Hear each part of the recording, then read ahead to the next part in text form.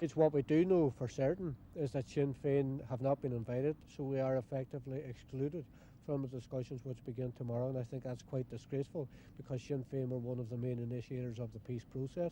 We brought about a situation where there was 18 months of an absence of conflict, during which time there wasn't one word of negotiations, yet we are now being penalised by the British government, and I think that that is unacceptable and it's undemocratic. It's also important to point out that beginning tomorrow we should have seen the commencement of all-party peace negotiations. If the British government, through its Prime Minister John Major, had have accepted the contents of the Mitchell report, all-party negotiations would have commenced tomorrow.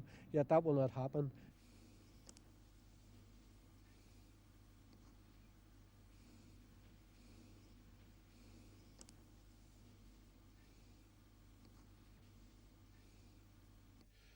We are doing our talking with the British government at the moment very intensively. And on Tuesday and Wednesday in London and here, we will be having talks with the various parties and with the British government. We'll not be talking to the Southern government at this stage because the Southern government has really no say in an election in Northern Ireland and no say in a referendum in Northern Ireland.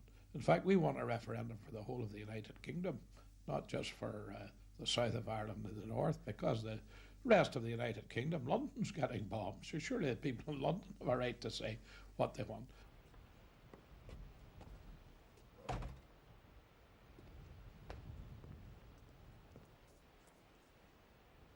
I think that the fact that you've got three separate things happening, proximity talks, call them what you will, a referendum and or election, and then all-party talks, at the end of the day, this promise of all-party negotiations, that in itself should be enough to get Sinn Féin in there at the end of the day.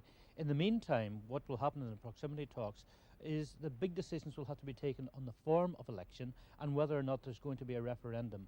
I believe that if they are agreed on the form of election, and it looks to me as if they're going for the index system, and if they can get a referendum, I think that Sinn Féin will be brought in.